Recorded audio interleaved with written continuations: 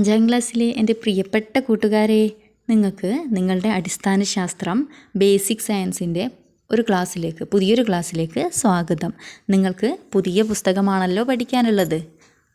അപ്പം നമുക്ക് ഈ ഒരു unit the chain of life, ഒറ്റയല്ലൊരു ജീവിയും എന്ന് പേരുള്ള ദ ചെയിൻ ഓഫ് ലൈഫ് എന്നുള്ള ഈ പാഠം, ഈ യൂണിറ്റ് നമുക്ക് 2 പാർട്ടായിട്ട് അപ്ലോഡ് ചെയ്യാം.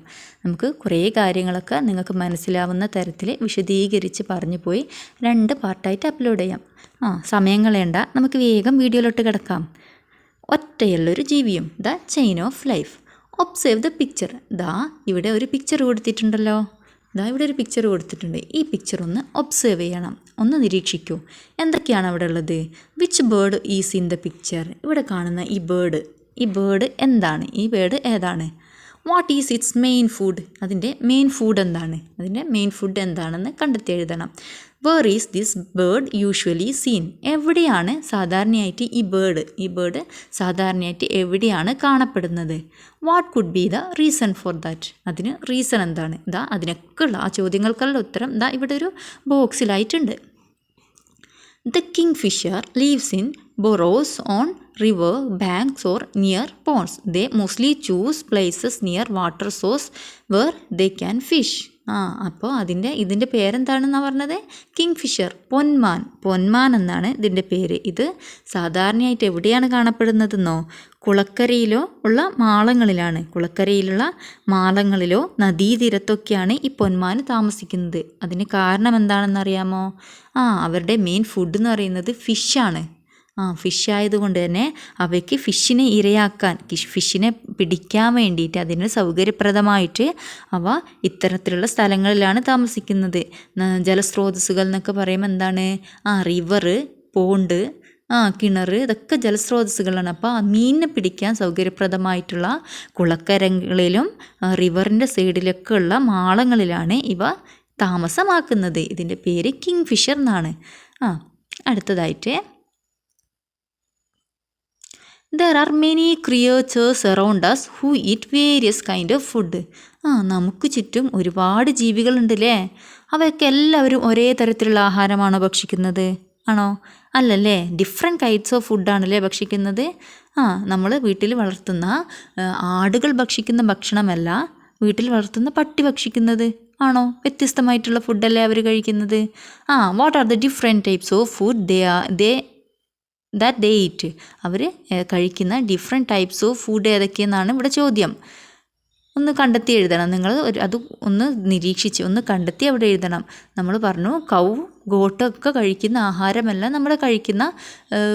നമ്മുടെ വീട്ടിൽ വളർത്തുന്ന പട്ടി ഭക്ഷിക്കുന്നത്. അതുപോലെ തന്നെ പാമ്പ് കഴിക്കുന്ന ഭക്ഷണമല്ല തവള കഴിക്കുന്നത് അല്ലേ. ഇതൊക്കെ നമുക്ക് ചുറ്റുമുള്ള ക്രിയേച്ചേഴ്സാണ് അല്ലേ. വേരിയസ് കൈൻഡ് ഓഫ് ക്രിയേച്ചേഴ്സാണ് നമുക്ക് ചുറ്റുമുള്ള. അവർ കഴിക്കുന്ന ഫുഡൊക്കെ എന്താണ്? വ്യത്യസ്ത തരത്തിലുള്ള ഫുഡുകളാണ്. മാംസാഹാരം മാത്രം കഴിക്കുന്ന ജീവികളുണ്ട്, സസ്യാഹാരം മാത്രം കഴിക്കുന്ന ജീവികളുണ്ട്, മാംസാഹാരവും സസ്യാഹാരവും ഒക്കെ മിശ്രിതമായിട്ട് കഴിക്കുന്ന ജീവികളുണ്ട് അല്ലേ.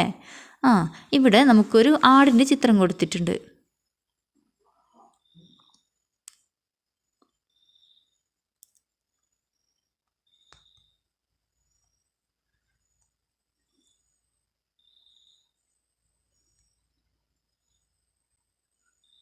ഇവിടെ ഒരു ആടിൻ്റെ ചിത്രം കാണാം. ഇവിടെ ചോദ്യമുണ്ട്, what is the main food of goat. ഗോട്ടിൻ്റെ മെയിൻ ഫുഡ് എന്താണെന്നാണ് ചോദ്യം. ഗോട്ട് സസ്യാഹാരം മാത്രമല്ലേ കഴിക്കുള്ളൂ? മാംസാഹാരം കഴിക്കുമോ? ഇല്ലല്ലേ. സസ്യാഹാരം മാത്രം കഴിക്കുന്ന ജീവിയാണ് ഗോട്ട് എന്നുള്ളത്. അപ്പം ഗോട്ട് കഴിക്കുന്ന ആഹാരം ഏതൊക്കെയാണെന്ന് കണ്ടെത്തിയാണ് ഇവിടെ എഴുതേണ്ടത്. 2 ഡോട്ടുണ്ട്, അവിടെ എഴുതണം. ഒന്ന് നമുക്ക് എന്ത് പറയാം? ഗ്രാസ് അല്ലേ, പുൽച്ചെടികളാണ് ആഹാരമാക്കുന്നത്. പിന്നെന്ത് പറയാം? ഇലകൾ അല്ലേ, ഇലച്ചെടികൾ, പ്ലാവ് ആഹാരം. പ്ലാവില മെയിനായിട്ട് ആടിൻ്റെ ഭക്ഷണമാണ് അല്ലേ. പിന്നെന്ത് പറയാം? ഗ്രെയിൻസ്, ധാന്യങ്ങൾ, ലീവ്സ് അല്ലേ. അതൊക്കെ പ്ലാന്റ്സൊക്കെ ഗോട്ടിൻ്റെ ആഹാരമായിട്ട് നമുക്ക് പറയാം. Which other creatures feed on plants of part of plant. ഇനി പാർട്ട് ഓഫ് പ്ലാന്റിൻ്റെ സസ്യഭാഗങ്ങളെ ആഹാരമാക്കുന്ന ജീവികൾ ഏതൊക്കെയാണെന്ന് കണ്ടെത്തി എഴുതാനാണ് ഇവിടെ ഉള്ളത്. ഇവിടെ 2 ഉദാഹരണം കൊടുത്തിട്ടുണ്ട്. ഒന്ന് ഡിയർ, ഡിയർ എന്ന് പറഞ്ഞാൽ മാന്. 2 റാബിറ്റ്. റാബിറ്റ് എന്ന് പറഞ്ഞാൽ മുയൽ. ഇത് രണ്ടിൻ്റെ ഉദാഹരണം ഇവിടെ കൊടുത്തിട്ടുണ്ട്. അതുകൂടാതെ 2 കൂടി നമ്മളവിടെ കണ്ടെത്തി എഴുതണം. സസ്യാഹാരം മാത്രം കഴിക്കുന്ന സസ്യങ്ങളുടെ പാർട്ട് ആഹാരമാക്കുന്ന ജീവികൾ ഏതൊക്കെയാണ്? കൂട്ടുകാരൊന്ന് പറഞ്ഞേ. നമുക്ക് കൗ എന്ന് എഴുതാം അല്ലേ? കൗ എന്നെഴുതാം. കൗ COW കൗ. പിന്നെന്തെഴുതാം? എലഫൻ്റ് എന്ന് എഴുതിക്കൂടെ? എലഫൻ്റ് എന്ന് എഴുതാം അല്ലേ?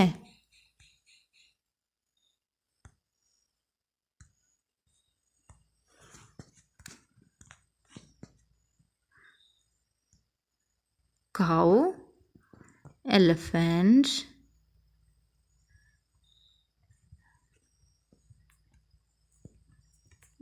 ഇവ രണ്ടിൻ്റെയും പേരെഴുതാം. അതുകൂടാതെ ഒരുപാട് ജീവികളുണ്ട് നമുക്ക് ചുറ്റും. സസ്യാഹാരവും സസ്യാഹാരങ്ങൾ മാത്രം ആഹാരമാക്കുന്ന ജീവികൾ. നമ്മൾ അടുത്ത പേജിലോട്ട് കിടക്കുമ്പോൾ ഫുഡ് ആൻഡ് ഹാബിറ്റൻറ്റ്, അതായത് വാസസ്ഥലവും ആഹാരവും അല്ലേ? നമ്മൾ ഓരോ ജീവികളും വസിക്കുന്ന അവരുടെ വാസസ്ഥലം, അവർ വസിക്കുന്ന സ്ഥലത്തിന് ചുറ്റും അവർക്ക് കഴിക്കാനുള്ള, അവരുടെ ജീവനെ നിലനിർത്താനുള്ള ഭക്ഷണവും അവർക്ക് ചുറ്റുമുണ്ട് അല്ലേ? അവർ പരസ്പരമൊക്കെ ചിലപ്പോൾ ആഹാരം അവർ ഓരോരുത്തരും അവർക്ക് പറ്റിയ ആഹാരങ്ങൾ ഭക്ഷണമാക്കിക്കൊണ്ട് അവർ ജീവിക്കും. അവരുടെ വാസസ്ഥലത്ത് നിന്ന് തന്നെ കണ്ടെത്തിയിട്ട് ജീവിക്കും. അതേപോലെ ഒരു ആവാസ വ്യവസ്ഥ, ഒരു വാസസ്ഥലമാണ്, ഒരു ഹാബിറ്ററ്റാണ് ഇവിടെ കൊടുത്തിട്ടുള്ളത്. ഒരു കുളമാണല്ലേ? ഒരു കുളവും അതിനു ചുറ്റും ഒരുപാട് ജീവികളും. എന്തൊക്കെ ജീവികളാണ്? Write down the creatures seen in the picture. ഈ ചിത്രത്തിൽ കാണുന്ന ജീവികൾ എന്തൊക്കെയാണ്? നിങ്ങൾ ഏതൊക്കെ ജീവികളെ ഇവിടെ കാണുന്നുണ്ട് ചിത്രത്തിൽ? ഒന്ന് നോക്കിയേ. ഇവിടെ തുമ്പിയെ കാണാം അല്ലേ? ഡ്രാഗൺ ഫ്ലൈ എന്ന് പറയും. കാക്ക, crane, tortoise, crab, grass hopper, frog, snake, fish അല്ലേ? ഇതൊക്കെ നമ്മൾ ഇതിന് ചുറ്റും ഈ ഒരു ആവാസ വ്യവസ്ഥയിൽ കണ്ടുവരുന്ന ജീവികളാണ്. ഇനി ഇവിടെ ചോദ്യം ചോദിച്ചിട്ടുണ്ട്, which of these creatures feed on plants? ഈ ജീവികളിൽ പ്ലാന്റ്സിനെ സസ്യങ്ങളെ ആഹാരമാക്കുന്ന ജീവികൾ, ക്രിയേച്ചേഴ്സ്, സസ്യങ്ങളെ ആഹാരമാക്കുന്ന ക്രിയേച്ചേഴ്സ് ഏതാണെന്നാണ് ചോദിക്കുന്നത്. ഇവിടെ ഒരു ഉദാഹരണം കൊടുത്തിട്ടുണ്ട്. എന്താണ്? സ്മോൾ ഫിഷ് അല്ലേ? സ്മോൾ ഫിഷ് എന്ന് പറഞ്ഞാൽ ചെറുമീനുകൾ. പിന്നെ സസ്യാഹാരം കഴിക്കുന്ന ജീവി ഏതാണ്? ഇവിടെ ഗ്രാസ് ഹോപ്പർ അല്ലേ? പുൽച്ചാടി സസ്യങ്ങളെ ഭക്ഷിക്കുന്ന സസ്യബുക്കാണ്. പിന്നെന്ത് പറയാം? ക്രാബ്, പിന്നെ ടോർട്ടോയിസ്. ഇവയൊക്കെ എന്താണ്? സസ്യങ്ങളെ ആഹാരമാക്കുന്ന ജീവികളാണ്. 2 അവിടെ എഴുതാനുണ്ട്. Which creatures feed on small fishes? അടുത്ത ചോദ്യമാണ്, which creatures feed on small fishes? ഇതിലുള്ള ഈ ആവാസ വ്യവസ്ഥയിലുള്ള ജീവികളിൽ ഏതാണ് സ്മോൾ ഫിഷസിന്, ചെറുമീനുകളെ ഭക്ഷണമാക്കുന്ന ജീവി എന്നാണ് ചോദ്യം. വിച്ച് ക്രിയേച്ചേഴ്സ് ഏതൊക്കെയാണ് ചെറുമീനുകളെ ആഹാരമാക്കുന്നത്? തവള അല്ലേ? ഫ്രോഗ് ചെറുമീനിനെ ആഹാരമാക്കും. സ്നേക്ക് ചെറുമീനിനെ ആഹാരമാക്കും. ക്രെയിന്, കൗ ഇവയൊക്കെ എന്താണ്? ഈ ചെറുമീനിനെ ആഹാരമാക്കുന്ന ജീവികളാണ്. ഇത് നമ്മളിവിടെ എഴുതണം. കൂട്ടുകാരെ, ഇതുവരെയുള്ള ക്ലിയർ അല്ലേ? നമുക്ക് അടുത്ത പേജിലോട്ട് കിടക്കാം. Every creatures in the picture feeds on some other organism അല്ലേ? ഈ ചിത്രത്തിൽ കാണിച്ചിരിക്കുന്ന ഓരോ ജീവിയും എന്തിനെല്ലാമാണ് ആഹാരമാക്കുന്നത്? എന്തിനെല്ലാം ആഹാരമാക്കുന്നത്? ചെറിയ മീനുകൾ ആഹാരമാക്കുന്നുണ്ട് അല്ലേ? ചെറിയ മീനുകൾ ആഹാരമാക്കുന്നുണ്ട്. ചെറിയ മീനുകൾ പ്ലാന്റ്സിനെ ആഹാരമാക്കുന്നുണ്ട്. Small fishes feeds on plants. Large fishes feeds on small fishes. ചെറിയ മീനുകൾ പ്ലാന്റിനെ ആഹാരമാക്കുമ്പോൾ വലിയ മീനുകൾ ഈ പ്ലാന്റിനെ ആഹാരമാക്കുന്ന ചെറിയ മീനുകൾ ആഹാരമാക്കുന്നു. Crane feeds on fishes. കൊക്കുകൾ ഫിഷിനെ ആഹാരമാക്കുന്നു. കൊക്കുകൾ ചെറിയ മീനിനെ ആഹാരമാക്കുന്ന വലിയ മീനിനെ ആഹാരമാക്കുന്നത് കൊക്കുകളൊക്കെയാണ്. Complete the illustration by adding other creatures in the field. ഇവിടെ ഒരു ആഹാര ശൃംഖല കൊടുത്തിട്ടുണ്ട്. ഒരു ജീവി മറ്റൊരു ജീവി ആഹാരമാക്കുന്ന ഒരു ആഹാര ശൃംഖല ഇവിടെ കൊടുത്തിട്ടുണ്ട്. നമ്മളിത് കംപ്ലീറ്റ് ചെയ്യണം. കംപ്ലീറ്റ് ചെയ്യാനാണ് ചോദ്യം. പ്ലാന്റിനെ ആഹാരമാക്കുന്ന ജീവികളുടെ പേരാണ് ഇവിടെ എഴുതേണ്ടത്. പ്ലാന്റിനെ ആഹാരമാക്കുന്ന ജീവികൾ ഏതൊക്കെയാണ്? കൂട്ടുകാരൊക്കെ ഒന്ന് പറഞ്ഞേ. ആ ചിത്രത്തിലുണ്ടല്ലോ. സ്മോൾ ഫിഷ് അല്ലേ? ചെറിയ ഇതിനെ ആഹാരമാക്കുന്ന, പ്ലാന്റിനെ ആഹാരമാക്കുന്ന ജീവി ചെറുമീനുകൾ, സ്മോൾ ഫിഷ്. വോം, ഇവിടെ ഒന്നിൻ്റെ പേരും കൂടിയുണ്ട്. വോം എന്ന് പറഞ്ഞാൽ പുഴുക്കൾ, തുമ്പിയൊക്കെയാണ് വോം. പിന്നെ ഇതിൻ്റെ ഇതും കൂടി പറയുകയാണെങ്കിൽ ഗ്രാസ് ഹോപ്പർ, പുൽച്ചാടിയുടെ പേര് നമുക്ക് അവിടെ എഴുതാം. പുൽച്ചാടിയെ പേരെഴുതാം. ഇനി ഈ സ്മോൾ ഫിഷിന് ഇതാ ഇവിടെ ഇങ്ങനെ ആരോ മാർക്ക് കാണാമല്ലോ. ആരോ മാർക്ക് ഇതാ ഇങ്ങനെ കൊടുത്തിട്ടുണ്ടല്ലോ, ഇങ്ങനെ കൊടുത്തിട്ടുണ്ട്. അത് ഈ സ്മോൾ ഫിഷിനെ ആഹാരമാക്കുന്ന ജീവികളുടെ പേരാണിതാ ഇങ്ങനെ കൊടുത്തിട്ടുള്ളത്. Large fish. ലാർജ് ഫിഷ് എന്ന് പറഞ്ഞാൽ ഈ സ്മോൾ ഫിഷിനെ ആഹാരമാക്കുന്ന ജീവിയാണ്. പിന്നെ ഏതാണ് സ്മോൾ ഫിഷിനെ ആഹാരമാക്കുന്നത്? ഫ്രോഗ്. ഫ്രോഗ് എന്ന് പറഞ്ഞാൽ തവള. തവള സ്മോൾ ഫിഷിനെ ചെറിയ മീനിനെ ആഹാരമാക്കുന്ന ജീവിയാണ്. ഇനി ഈ രണ്ട് ജീവികളെയും ആഹാരമാക്കുന്ന ജീവിയാണ് ക്രെയിൻ. ക്രെയിൻ എന്ന് പറഞ്ഞാൽ കൊക്ക്. ലാർജ് ഫിഷിനെയും ഫ്രോഗിനെയും ആഹാരമാക്കും ഈ ക്രെയിൻ, കൊക്ക്. കൂട്ടുകാർക്ക് മനസ്സിലായില്ലേ? ഇനി ഇവിടെ കൊടുത്തിട്ടുണ്ട് വോം. പുഴുക്കൾ ആഹാരമാക്കുന്ന, പുഴുക്കൾ ഇതിനെ പ്ലാന്റിനെ ആഹാരമാക്കുന്നു. ചെറിയ സസ്യങ്ങൾ ആഹാരമാക്കുന്ന പുഴുക്കളെ ആഹാരമാക്കുന്ന ഒരു ജീവിയുടെ പേര് ഇവിടെ എഴുതണം. നമുക്ക് കൗ എന്ന് എഴുതാം അല്ലേ? കൗ എന്ന് നമുക്കവിടെ എഴുതാം. ഓക്കെ, കൂട്ടുകാർക്ക് മനസ്സിലായില്ലേ? അടുത്ത ടോപ്പിക്കിൻ്റെ പേര് ലിങ്ക്ഡ് ടുഗെദർ. ലിങ്ക്ഡ് ടുഗെദർ, കണ്ണി ചേർന്ന്. Deer, rabbit, grasshopper are plant eating creatures. ഇവിടെ കൊടുത്തിട്ടുണ്ട് deer, rabbit and grasshopper. മാൻ, മുയൽ ആൻഡ് പുൽച്ചാടി. ഇവ മൂന്നും എന്താണ്? പ്ലാന്റ് ഈറ്റിംഗ് ക്രിയേച്ചേഴ്സ് ആണ്, സസ്യങ്ങൾ ആഹാരമാക്കുന്ന ജീവികളാണ്. Complete the food relationship by adding other creatures that feed on them. ഇവയെ ആഹാരമാക്കുന്ന മറ്റു ജീവികളെ കൂടി ഉൾപ്പെടുത്തി ഈ ഒരു ആഹാര ശൃംഖല പൂർത്തിയാക്കണം. ഓക്കെ, റെഡി അല്ലേ? നമുക്ക് നോക്കാം.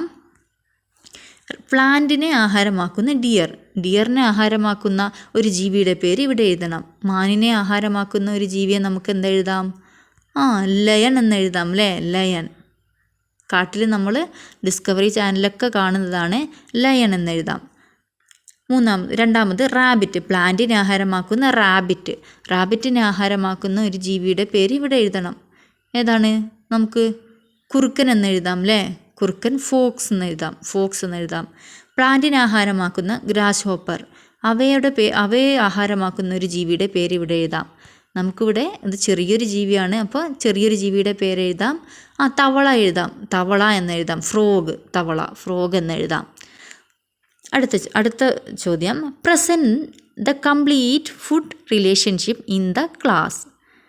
Expand the food relationship by adding more organism and illustrate in the. ഇത് കുട്ടികൾക്കുള്ള ഒരു പ്രവർത്തനമാണ്. എന്താണ്?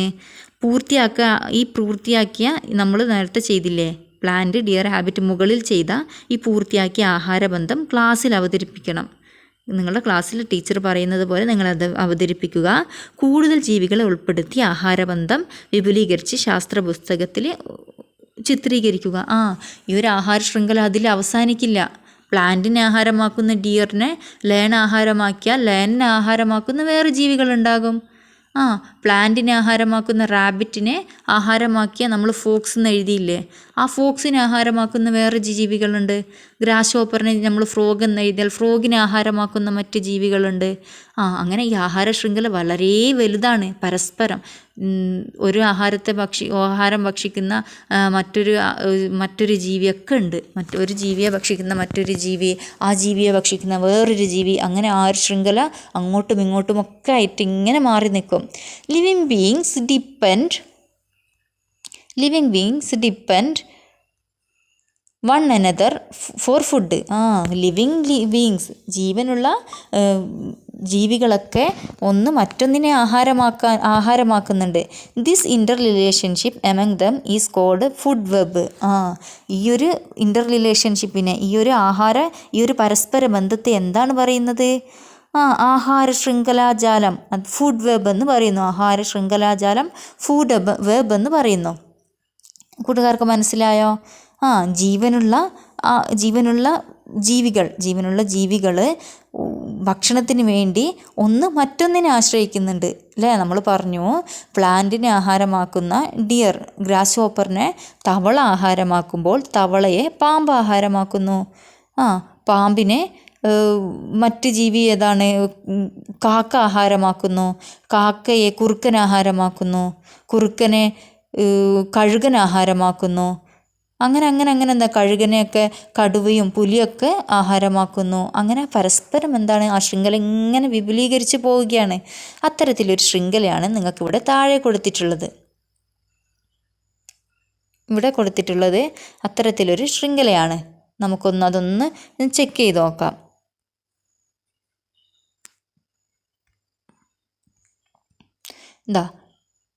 നമുക്ക് നോക്കുകയാണെങ്കിൽ ഇവിടെ അടിയിൽ പ്ലാന്റ് ഉണ്ട് അല്ലേ? ഒരു മരമുണ്ട്, ഒരു ട്രീ ഉണ്ട്. ഇവിടെ ഒരു ട്രീ ഉണ്ട്. ആ ട്രീനെ ആഹാരമാക്കുന്ന ജീവിയാണ് ഇവിടെ കൊടുത്തിട്ടുള്ളത്. ഇങ്ങനെ ഒരു ആരോ മാർക്ക് കാണാം. ഇവിടെ നിന്ന് ഇങ്ങോട്ട് അവിടെ ഡിയർ കൊടുത്തിട്ടുണ്ട് അല്ലേ? ഡിയറിനെ കൊടുത്തിട്ടുണ്ട്. ആ ഡിയറിനെ ഏത് ആഹാരമാക്കുന്നു? ആ ഡിയറിനെ ടൈഗർ ആഹാരമാക്കുന്നു. അപ്പോൾ അവിടെ ഒരു ആഹാര ശൃംഖല രൂപപ്പെട്ടു. പിന്നെയും ഈ ഒരു ട്രീയെ ഇവിടെ ഒരു കവുണ്ട് അല്ലേ? ആ കവ് ആഹാരമാക്കുമ്പോൾ ഇവിടെ ടൈഗർ, ആ കവിനെ ടൈഗർ ആഹാരമാക്കുന്നു. പിന്നെയും പോകുന്നുണ്ട്. ഈ ഒരു ഗ്രാസിനെ കവ് ആഹാരമാക്കുന്നു. ഈ കവിനെ കഴുകൻ ഈഗിൾ ആഹാരമാക്കുന്നു. ഗ്രാസ് ചോപ്പർ അതിനെ ഒരു ബേർഡ് ആഹാരമാക്കുന്നു. ഫോക്സ് ആഹാരമാക്കുന്നു. ആ ഫോക്സിനെ കഴുകൻ ആഹാരമാക്കുന്നു. ഗ്രാസിനെ എലി ഒരു റാറ്റ് ആഹാരമാക്കുന്നു. ആ റാറ്റിനെ ക്യാറ്റ് ആഹാരമാക്കുന്നു. ആ ക്യാറ്റിനെ ടൈഗർ ആഹാരമാക്കുന്നു. അങ്ങനെ പോവുകയാണ്. ഗ്രാസിനെ ഡിയർ ആഹാരമാക്കുന്നു. ഡിയറിനെ ടൈഗർ ആഹാരമാക്കുന്നു. അങ്ങനെ പോവുകയാണ്. ടൈഗറിനെ കഴുകൻ ആഹാരമാക്കുന്നു. അങ്ങനെ ആ ശൃംഖല ഇങ്ങനെ നീണ്ടു പോവുകയാണ്. കൂട്ടുകാരെ, നിങ്ങൾക്ക് ഒരു ശൃംഖല നിങ്ങളുടേതായ രീതിയിൽ ഒന്ന് നിങ്ങൾക്ക് എഴുതി നോക്കാമോ? അടുത്ത ടോപ്പിക്കിലോട്ട് കടക്കുമ്പോൾ കോ എക്സിസ്റ്റൻസ് അറ്റ് ദ സീ, ശൃംഖലകൾ കടലിലും. നമ്മളിപ്പോൾ നേരത്തെ കണ്ടത് നമ്മളുടെ കരയിലുള്ള ആഹാര ശൃംഖലയാണ്, ഫുഡ് വെബിനെയാണ് നമ്മൾ കണ്ടത്. അതേപോലെയുള്ള ശൃംഖല എവിടെയുണ്ട്? സീയിലുമുണ്ട്, കടലിലുമുണ്ട്. അപ്പം കടലിലെ ശൃംഖലയാണ് നമുക്കിവിടെ ഇനി നോക്കാനുള്ളത്. Have you seen the various food relationship on land? നമ്മൾ കണ്ടില്ലേ, കരയിലെ പലതരം ആഹാര ശൃംഖലകൾ നമ്മൾ കണ്ടു. In this way the sea also have various food relationship. ഇത്തരത്തിൽ കടലിലും വിവിധ ആഹാര ശൃംഖലാ ബന്ധങ്ങളുണ്ട്, ഫുഡ് വെബ് ഉണ്ട്. Some sea creatures are shown in the pictures. Look at the information in the table below and draw a food web that includes these organisms. ഇത് കടലിലെ ജീവികളാണ് ചിത്രത്തിലുള്ളത്, മുകളിൽ കൊടുത്തിരിക്കുന്ന ചിത്രത്തിലുള്ളത്. എന്തൊക്കെയുണ്ട്? ഷാർക്ക് ഉണ്ട്, മത്തിയുണ്ട്, ചെറുമീനുകളുണ്ട്, കടലാമകളുണ്ട്, പ്ലവകങ്ങൾ, പ്ലാങ്ക്ടൺ ഉണ്ട് അല്ലേ? ഇതൊക്കെ ഈ ചിത്രത്തിലുണ്ട്. എന്നാൽ ഇവിടെ കൊടുത്തിരിക്കുന്ന ഇതിൻ്റെയൊക്കെ ഒരു വിവരങ്ങൾ താഴെ ഇവിടെ ഒരു ടേബിളിലായിട്ട് കൊടുത്തിട്ടുണ്ട്. ഈ ടേബിളിൽ കൊടുത്തിട്ടുണ്ട്. നമ്മൾ എന്ത് ചെയ്യണം? Draw a food web that includes these organism. ഇതുപയോഗിച്ചിട്ട് ഇവിടെ കൊടുത്തിട്ടുള്ള ഈ ടേബിൾ ഉപയോഗിച്ചിട്ട് ഒരു ഫുഡ് വെബ് നമ്മൾ തയ്യാറാക്കണം. നമ്മൾ അവിടെ തയ്യാറാക്കി മുകളിൽ കരയിലൊരു കുറച്ച് ഫുഡ് വെബുകൾ നമ്മൾ തയ്യാറാക്കി. അതുപോലെ തന്നെയുള്ള ആഹാര ശൃംഖല ഫുഡ് വെബ് നമ്മൾ സീയിലെയും കുറച്ച് കണ്ടെത്തി എഴുതണം. കൂട്ടുകാരെ, അടുത്തതായിട്ട് നിങ്ങൾക്കൊരു പ്രവർത്തനമാണുള്ളത്. Observe a tree in your surroundings continuously for a few days. Draw a food web in your science diary that includes the organism you observed. നമ്മളൊരു ട്രീ ഒബ്സർവ് ചെയ്യണം. നമ്മളെ പരിസരത്തുള്ള ഒരു മരത്തെ കുറച്ച് ദിവസം, ഒരു ദിവസമല്ല, കുറച്ച് ദിവസം നമ്മൾ എന്ത് ചെയ്യണം? ഒബ്സർവ് ചെയ്യണം, തുടർച്ചയായിട്ട് നിരീക്ഷിക്കണം. മരത്തിൽ നിരീക്ഷിച്ച ജീവികളെ ഉൾപ്പെടുത്തി ആഹാര ശൃംഖലാജാലകം തയ്യാറാക്കി ശാസ്ത്ര പുസ്തകത്തിൽ എഴുതണം. നിങ്ങളുടെ പുസ്തകത്തിൽ എഴുതാനാണ് പറയുന്നത്. നമ്മളുടെ ഒരു മരം നിരീക്ഷിച്ച് അതിൽ ഏതൊക്കെ ജീവികളുണ്ട് എന്ന് കണ്ടെത്തി അവ എന്തൊക്കെ ജീവികളെയാണ് പരസ്പരം ആശ്രയിക്കുന്നതെന്നൊക്കെ കണ്ടെത്തിയിട്ട് എന്താക്കണം, ഒരു ആഹാര ശൃംഖല തയ്യാറാക്കണം. ഒരു ഉദാഹരണം പറയുകയാണെങ്കിൽ നമ്മുടെ മരത്തിലെ പഴങ്ങൾ ഭക്ഷിക്കുന്ന കിളികളുണ്ട് അല്ലേ, ആ കിളികളെ ഭക്ഷിക്കാൻ പാമ്പുകളുണ്ടാവും അല്ലേ. അങ്ങനെ ആ ഒരു ആഹാര ശൃംഖല അങ്ങനെ വലുതാകും. അടുത്ത ടോപ്പിക്കാണ് ഫോർ സർവൈവൽ, നിലനിൽപ്പിനായി.